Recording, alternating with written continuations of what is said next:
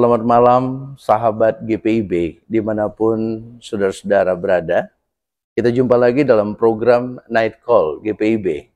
Bersama saya Pendeta Jeffrey Yuwanto Daminto, Ketua Majelis Jemaat GPIB Efata Tenggarong, Kutai Kartanegara, Mupel, Kalimantan Timur II.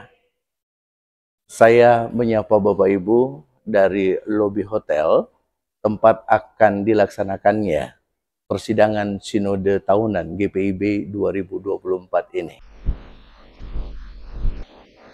Sahabat GPIB, kita akan masuk dalam pelayanan firman Tuhan. Tapi sebelum kita membaca dan merenungkan firman Tuhan, untuk malam hari ini tanggal 23 Januari 2024, mari kita berdoa. Bapa di surga, dalam Yesus Tuhan kami, terima kasih atas perkenanan Tuhan, kami boleh tiba di waktu ini, di malam yang penuh sukacita. Kami akan membaca, mendengar, dan merenungkan firman-Mu sebelum kami beristirahat. Biarlah Roh Kudus memimpin kami, supaya kami memahami firman yang kami baca, dengar, dan renungkan. Dalam Yesus Tuhan kami sudah berdoa. Amin.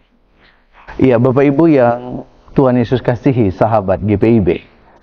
Firman Tuhan pada malam hari ini terambil dari Kisah Para Rasul 27, ayat 23 sampai 25, yang menyatakan, karena tadi malam seorang malaikat dari Allah yang memiliki aku dan yang kusembah, berdiri di sisiku. Dan ia berkata, jangan takut, Paulus. Engkau harus menghadap Kaisar. Sesungguhnya karena rahmat Allah kepadamu, semua orang yang berada bersama engkau di kapal ini akan selamat. Sebab itu tetaplah bersemangat, saudara-saudara, karena aku percaya kepada Allah bahwa semuanya pasti terjadi sama seperti yang dikatakan kepada aku. Demikian firman Tuhan. Ya, Bapak Ibu yang dikasihi Tuhan, sahabat GPIB, kita bersyukur bahwa kita semua tiba di malam ini dengan penuh sukacita. Meskipun di hari dari pagi sampai pada malam hari kita menemukan berbagai macam pergumulan, masalah, baik itu dalam kehidupan pribadi sesama kita atau masalah bersama yang kemudian muncul mendadak. Pertanyaannya, bagaimana sikap kita ketika menghadapi proses itu? Ketika menghadapi masalah demi masalah di sepanjang hari ini. Apakah kita patah semangat? Apakah kita putus asa atau kita bersemangat menghadapi masalah itu dan mencari jalan keluarnya? Nah, malam ini kita belajar dari Rasul Paulus ketika perjalanan dari Kaisarea menuju Roma. Tentu tidak mulus. Rasul Paulus menjadi tahanan dan dia akan dibawa menghadap kepada Kaisar. Perjalanan dari Kaisarea menuju Roma bukan perjalanan yang pendek, cukup panjang. Terus melewati banyak pulau. Dan dalam perjalanan, tiba-tiba ada badai yang terjadi. Badai yang muncul, disebut sebagai angin timur. Dan kemudian ketika badai itu terjadi, semua awak, yang pada waktu itu tidak hanya awak, perwira, dan semua penumpang yang ada di dalamnya, merasakan ketakutan yang luar biasa. Kurang lebih 276 orang penumpang yang dibawa oleh kapal yang dari Mesir itu. Ya, kapal yang cukup besar. Ya, dan kemudian ketika terjadi masalah itu, ada banyak respon yang ada. Pertama, orang-orang kehilangan harapan. Mereka pikir akan mati. Ya, ketika mereka menghadapi masalah seperti itu, putus asa dan tidak tahu bagaimana jalan keluar dari semua proses itu. Tapi perhatikan sikap yang berbeda yang ditunjukkan oleh Rasul Paulus ketika dia berada dalam situasi yang demikian. Kalau kita lihat, sikap Rasul Paulus adalah yang pertama menurut TB 2, Alkitab yang tadi saya bacakan. Karena tadi malam, seorang malaikat dari Allah yang memiliki aku dan yang kusembah, berdiri di sisiku. Pertama, Paulus, dia mengimani bahwa Allah itu selalu ada menyertai dia. Malam itu memberikan kekuatan karena perjumpaan dia dengan malaikat Tuhan. Itu menguatkan Rasul Paulus. Dan yang kedua, dia menunjukkan apa isi perjumpaan dia dengan malaikat Tuhan itu. Apa pesan yang disampaikan. Di ayat 24 dikatakan jangan takut. Karena di tengah situasi itu pasti orang takut. Tapi Paulus diberi kekuatan, jangan takut. Dan tidak hanya jangan takut. Bahkan malaikat itu berkata bahwa engkau akan berjumpa kaisar. Ya, dan karena rahmat Allah, maka semua orang yang bersama engkau akan selamat, kecuali kapal yang dia tumpangi akan binasa. Mau mengatakan apa? Yang pertama mengatakan imannya. Bahwa Paulus dalam perjalanannya dari Kaisarea menuju Roma itu atas kehendak Allah. Yang kedua, dia mau menyampaikan apa? Dia mau menyampaikan bahwa Allah lebih berkuasa daripada alam ini, daripada badai yang ada. Yang ketiga, Allah ada di masa depan. Paulus belum berjumpa dengan kaisar, tapi malaikat ini berkata, kamu akan berjumpa dengan kaisar. Berarti Tuhan ada di masa depan. Dan dia sudah menyertai Paulus. Dan Paulus berjalan menuju ke Roma atas kehendak Allah. Dan coba lihat cara berikutnya, bagaimana Paulus menghadapi situasi itu. Di ayat 25, sebab itu tetaplah bersemangat saudara-saudara. Ya, karena aku percaya karena Allah bahwa semuanya pasti terjadi sama seperti yang dikatakan kepadaku. Paulus memegang janji Tuhan. Apa yang disampaikan malaikat itu sebagai janji yang akan dia terima dan dia alami. Sehingga Paulus dalam catatannya, dia bersemangat sekali.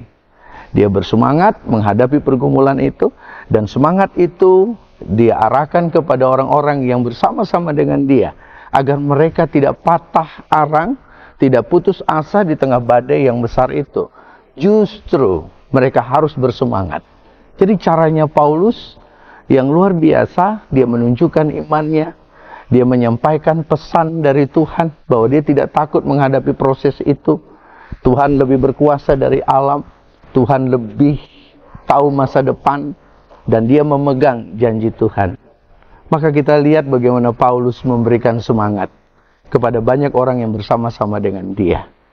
Nah, Bapak Ibu Saudara, kita belajar sahabat GPIB dari sikap Paulus dalam menghadapi pergumulan masalah yang datang tiba-tiba. Mungkin itu angin timur, tapi kita sehari ini mungkin menghadapi angin barat, utara, selatan. Tapi bagaimana sikap kita?